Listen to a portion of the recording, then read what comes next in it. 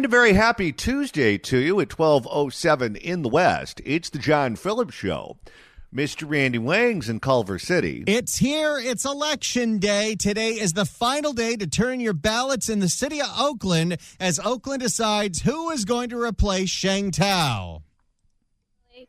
Absolutely.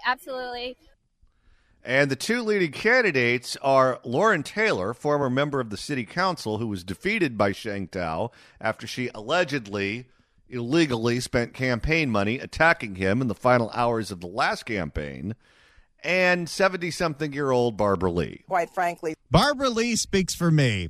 We'll find out. The polls close at about 8 o'clock tonight. Maybe we'll have an answer tonight. Maybe it'll probably be more likely tomorrow.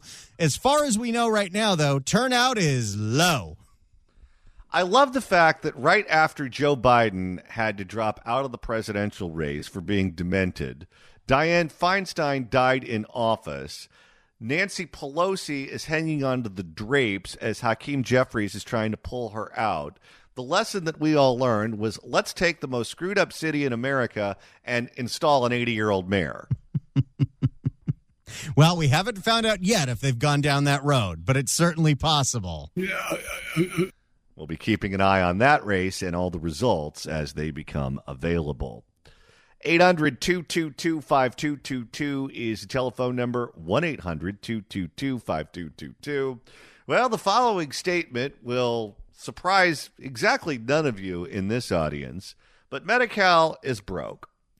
And Randy, I don't like to pat myself on the back on this program all the time, but occasionally I do have the power of prophecy, or I can connect dots.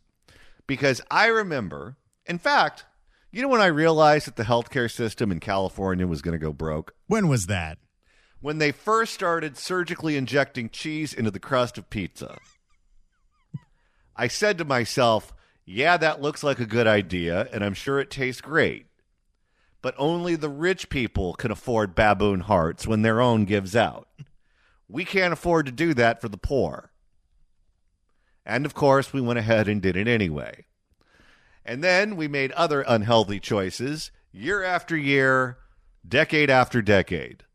And then at a certain point in time, Gavin Newsom, who decided that he was going to run for president, and the best way for him to win Nevada and Arizona was to give illegal aliens free health care. And that's exactly what he did, and that appears to be the straw that broke the camel's back. We found out a few weeks ago that Medi-Cal sent two requests to Sacramento, one for $3.5 billion, another for $2.5 billion, saying that they grossly underestimated how much this program would cost. And now Gavin is looking in the couch cushions for money to keep Medi-Cal from going broke. For more on Gavin Newsom signing a $2.8 billion bailout of Medi-Cal, here's ABC 10 in Sacramento. Governor Gavin Newsom signed a bill today that, among other things, plugs an unexpected budget gap to fund Medi-Cal through late June. The low-income health care program serves more than a third of the state's 39 million people, and its expansion to include undocumented immigrants has been pretty controversial. ABC 10's Becca Hobbecker breaks down the change tonight.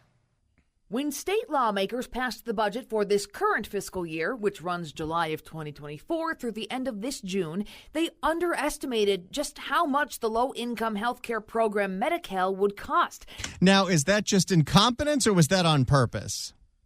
Well, it's also something that's not a one-year deal.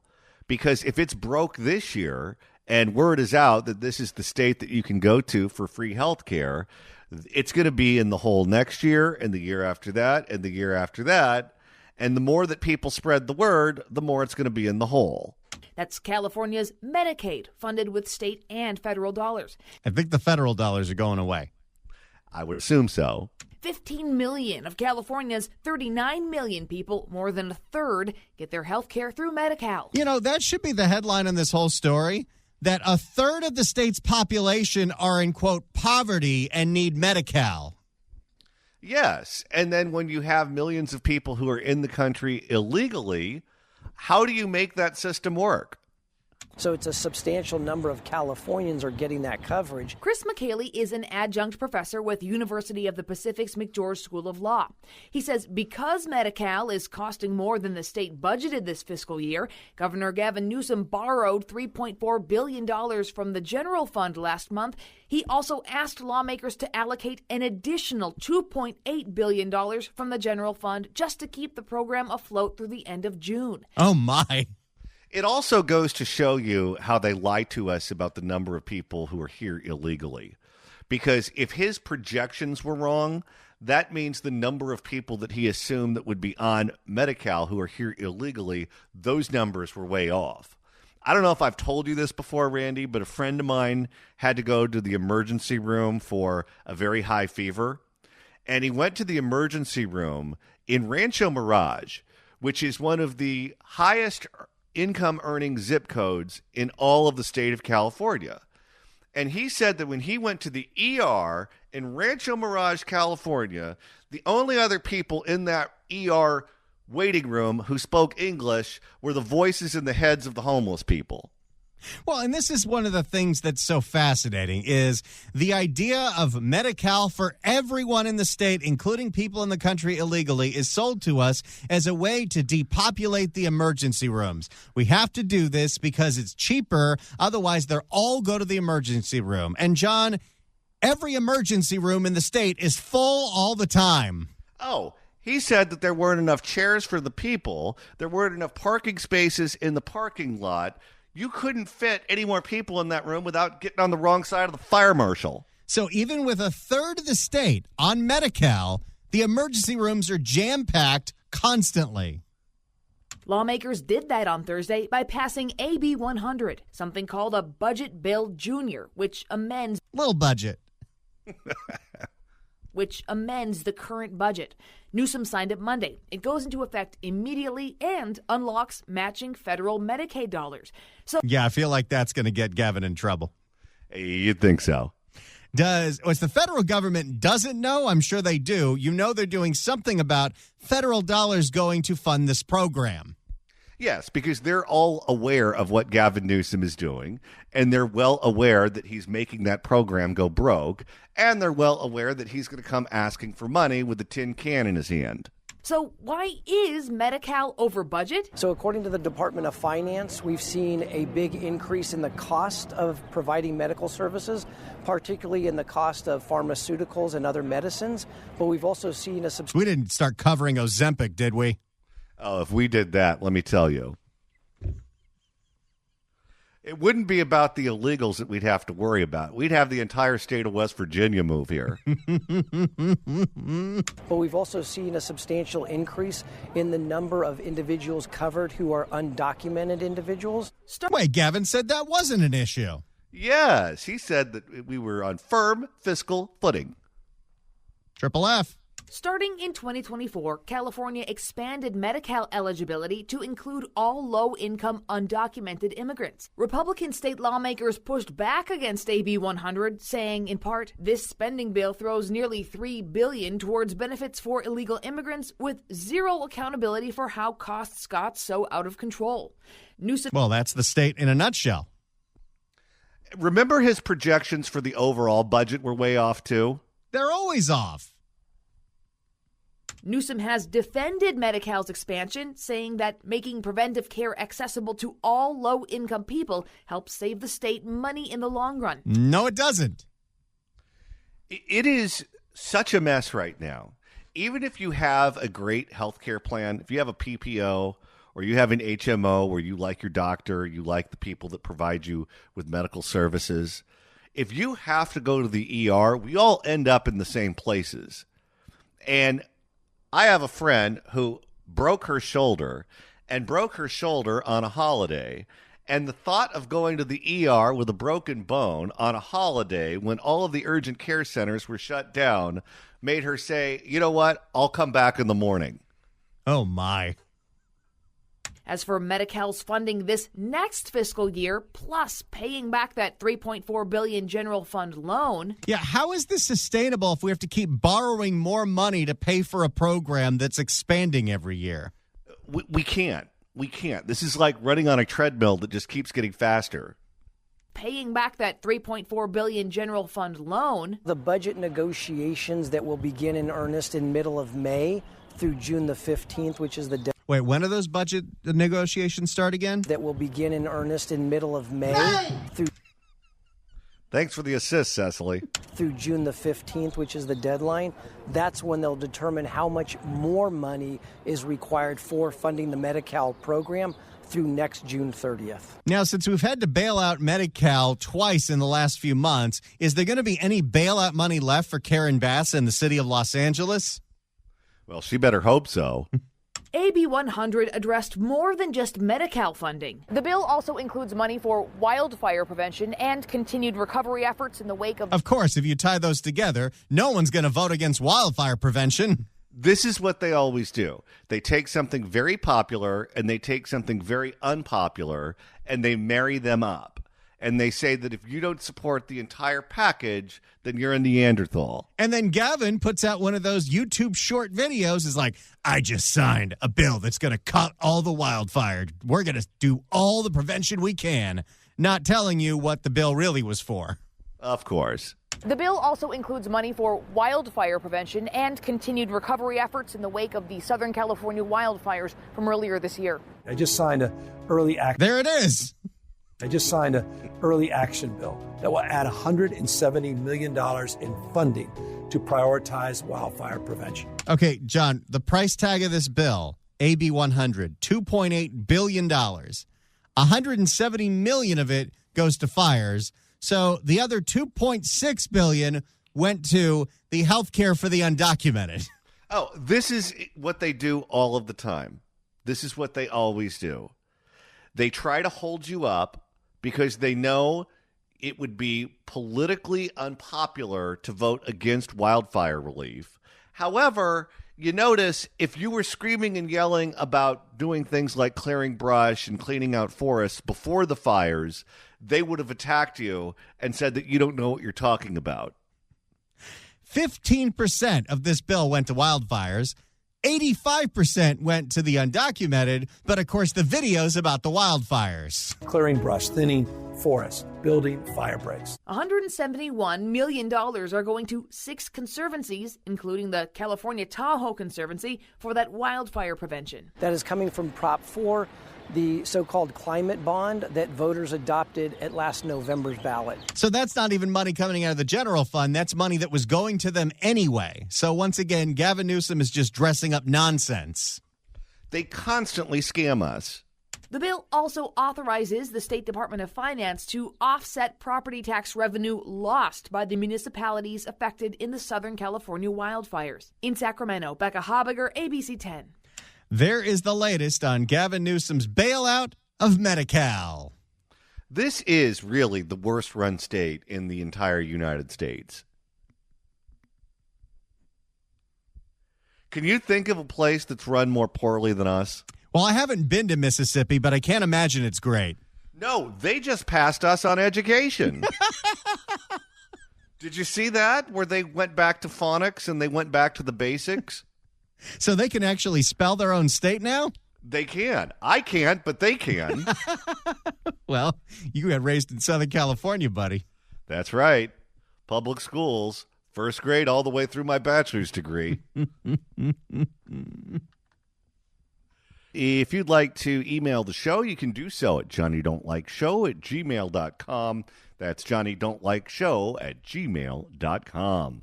And Randy, you're monitoring the mailbag. Cammie writes in at johnnydon'tlikeshow@gmail.com and says, I've got a lot of F's for Nero Newsom, and I'm all the way pissed off. And I want you to be all the way pissed off. Well, that seems to be a theme.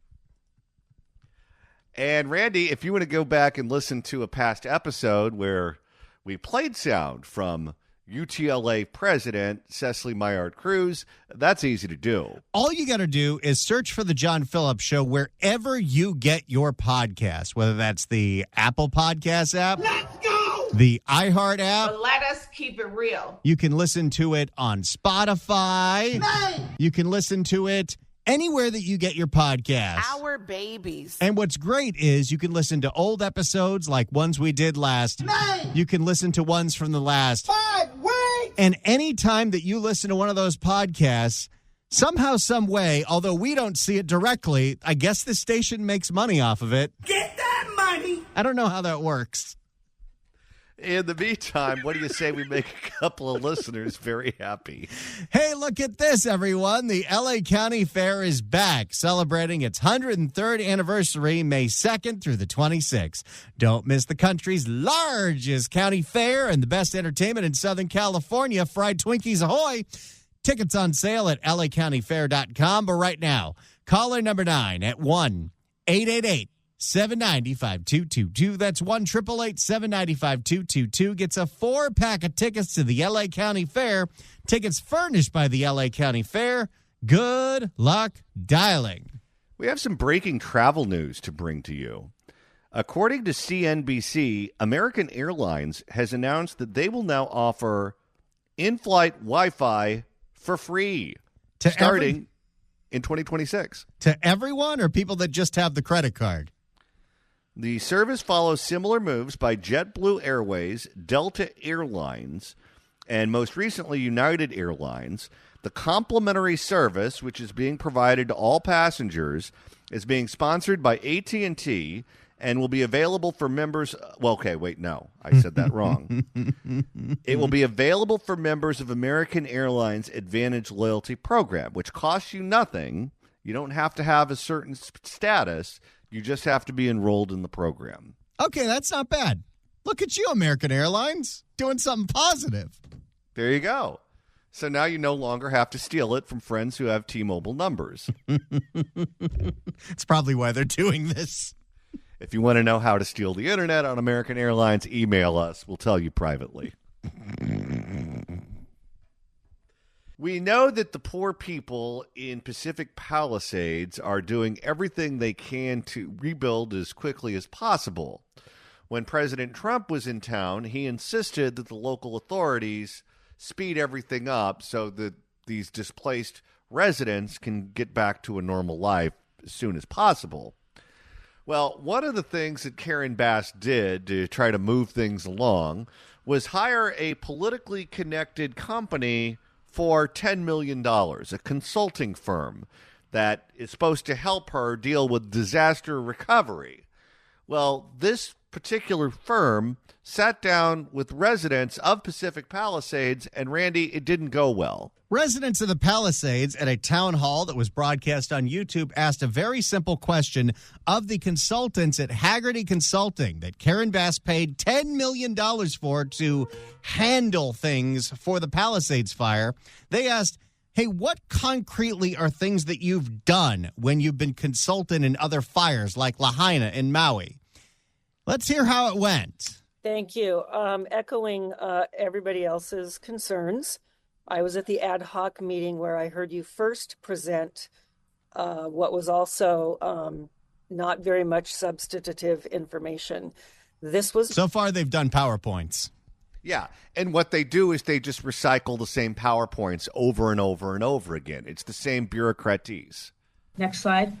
This was better with your whiteboards and your slides and everything else, so I appreciate the effort. Can you give me a concrete example of something you did in a prior disaster, such as Lahaina or Paradise or wherever you guys go to do this, that is not just another layer of bureaucracy? Because that's what it feels like at the moment. I'm looking for a concrete example of something that you did that moved things forward and moved the needle. And I'd appreciate hearing it now, not later. Okay. Take that back, Harrison, and respond at some point. Awkward silence. They do not know what to say. There is, if you combine the first section when the if you combine from when the resident asked the question, including the moderator saying, hey, do you want to respond to that? There is 11 seconds of dead air. Because they've been called out. They know there is no answer. They need to come up with something that sounds passable, but they're panicking. Hello? Yeah. I don't mean to be disrespectful, and I think you're about to be. Yeah, here it comes. I don't mean to be disrespectful, and I do intend to provide that information. You don't have the information as to what your company does? How can you not provide that information? If you were to say, John, what time did you wake up this morning? John, what did you have for breakfast? John, what did you have for lunch? John, when did you exercise last? I could answer all of those questions, question by question. We also have a website that has a lot of examples of our work. Yeah, but what are the examples? What does this consulting firm do? Because what they put on the website is just essentially a tool for sales. And they put generic things, nebulous things on the website.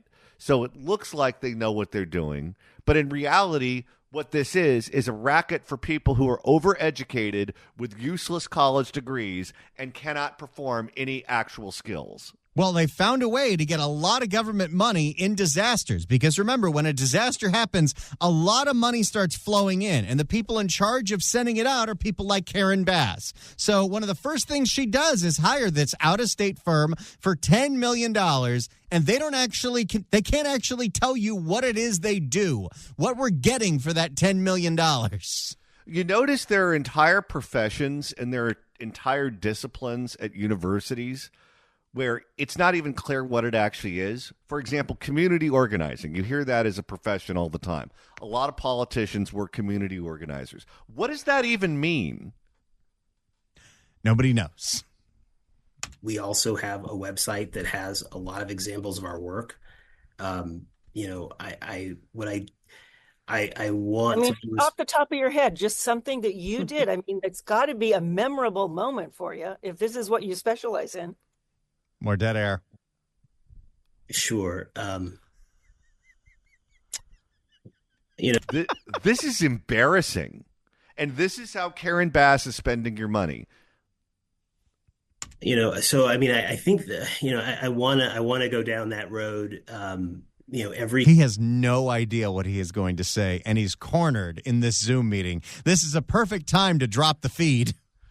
Do you remember, and I don't know if they still do this, but every once in a while we would have to do oral book reports when I was a child in school, and you could always tell when the kid didn't read the book. They start swaying a lot. What's the story about there, Tommy? Well, it's a story about a boy and his dreams. See, my workaround, which I always got in trouble for, but I still got a passing grade anyway, was here's my book report on a book called Jurassic Park.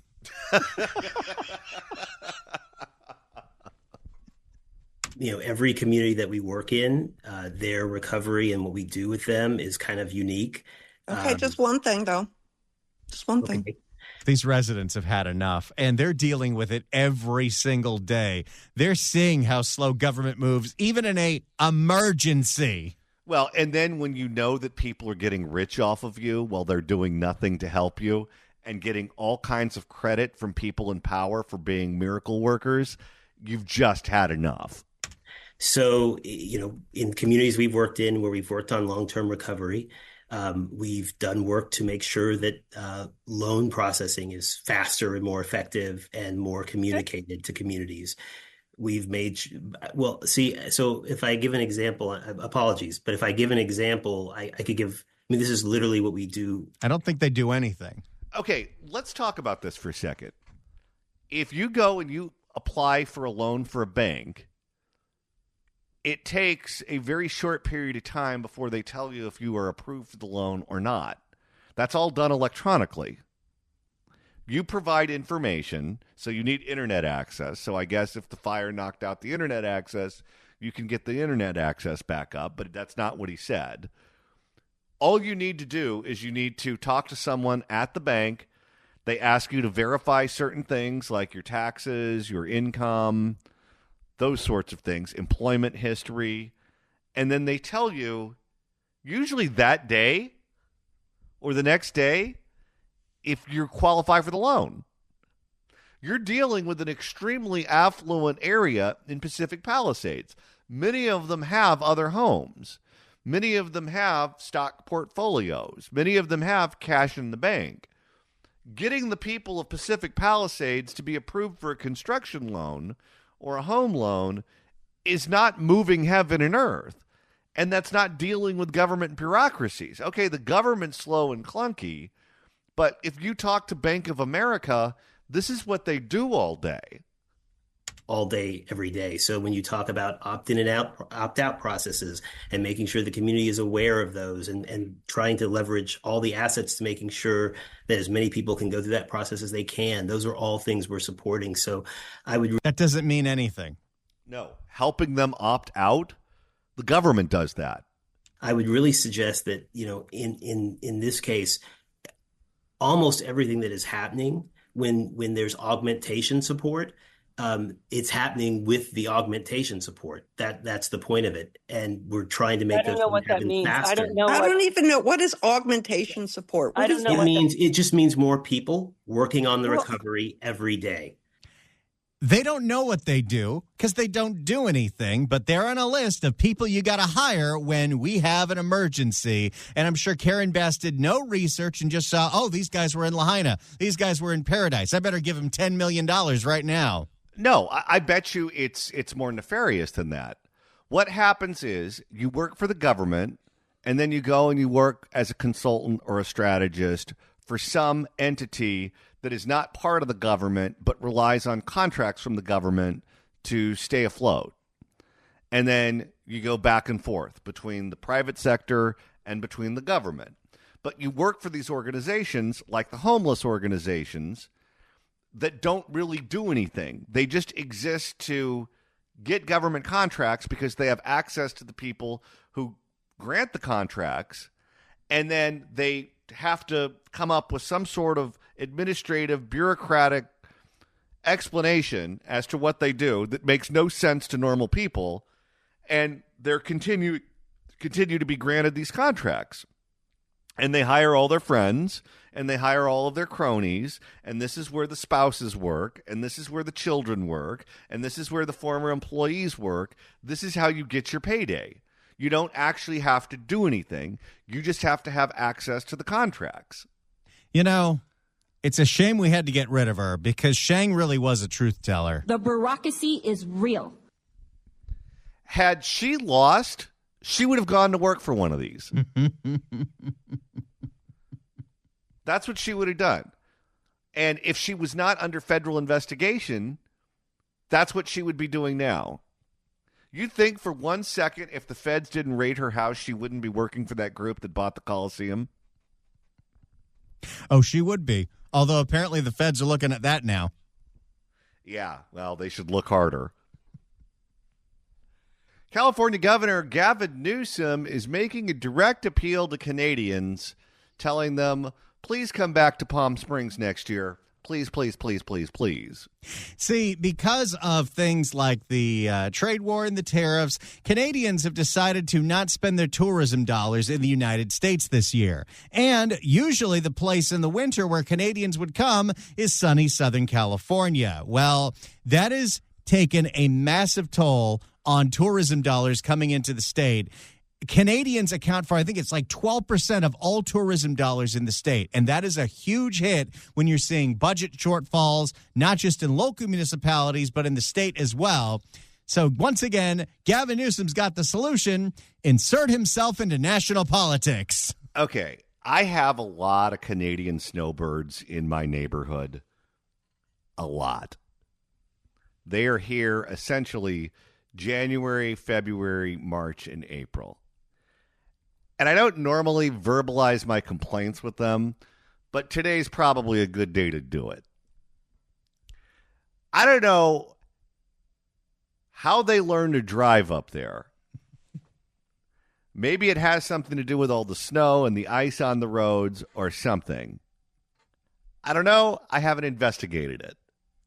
But they are, without a doubt, the world's worst drivers. Wow. If I see a Canadian license plate on a car in my neighborhood, I can almost with 100% certainty predict that they will be going 15 miles an hour under the speed limit. And they will stop the car in the middle of the road to look into a shopping center to find out what's in there, even if there's a green light right in front of their face. They are the most dangerous drivers I have ever been around. If you come to the desert, January, February, March, and April, do not even drive with 2 drinks in your system, because everyone around you with a foreign license plate will be doing the most dangerous things on the road that will cause you to get involved in an accident, and then you will be blamed. Let's hear more about Gavin's Please Come Back Canada ad. Here's KCRA 3. You've probably heard that Canadian tourism to the U.S. has dropped. What's surprising is by how much. The U.S. Travel Association warned in February just a 10% drop in Canadian tourism would cost the U.S. about $2 billion. Last month. And they're not going to Alabama. No, they're not. Last month, the number of Canadians driving across the border into the U.S. dropped 32% over the same time last year. Air traffic for visitors from the Great White North also plummeted 13.5%. Some experts blame the decline on President Donald Trump's tariffs and his rhetoric referring to Canada as the 51st state. Wonder if we're going to start seeing some deals with Air Canada. By the way, I don't know what the deal is with that, but if you look to fly up there, there are so many taxes you have to pay to fly into Canada. I saw a Canadian couple at dinner the other night who were railing against Donald Trump and told me how much they hate him and said they'd never come back here. And I said, okay, so what are you going to do in January? Shovel snow? They said, no, we're going to go to Guatemala. I said, oh, Guatemala. Oh, yes, it's warm down there. They have a beach. It's so pretty. It's so much cheaper than the United States. I said, I see what you're doing. And he said, what do you mean? I said, you're knowingly going with your wife down to Guatemala for 4 months, correct? He said, yes. I said, you want her kidnapped. Now, California Governor Gavin Newsom is trying to bring some of those tourists back here to our state. Today, the governor and Visit California launched a new international tourism campaign. It's aimed at inviting Canadians to visit California to experience the state's, quote, warmth and love. Is this just a gigantic excuse for Gavin Newsom to use state tourism dollars to put his face on ads all around the world? I'm sure. In a video posted on social media, the governor highlights the state's parks, wine, and food, and its distance from Washington, D.C. The governor said this in a video statement. Here's the ad, everyone. The Golden State and Canada have always shared so much in common. Look at that fun, free music. Is he all jacked up on cocaine for this ad? The Golden State and Canada have always shared so much in common. Sure, you know who's trying to stir things up back in D.C., but don't let that ruin your beach plans. No, they're still going to let it ruin their beach plans. They want to punish this country, and that includes California, buddy. Okay, let's listen to that ad with Gavin Newsom on cocaine. Okay, hold on a second. I got to put Gavin Newsom in the filter. So we got to open up the software here, and then I've got to put him in the speed generator. So we're going to take Gavin Newsom, and we're going to add an 8-ball to his system. Are you ready, Johnny? I'm ready. The Golden State and Canada have always shared so much in common. Sure, you know who's trying to stir things up back in D.C., but don't let that ruin your beach plans.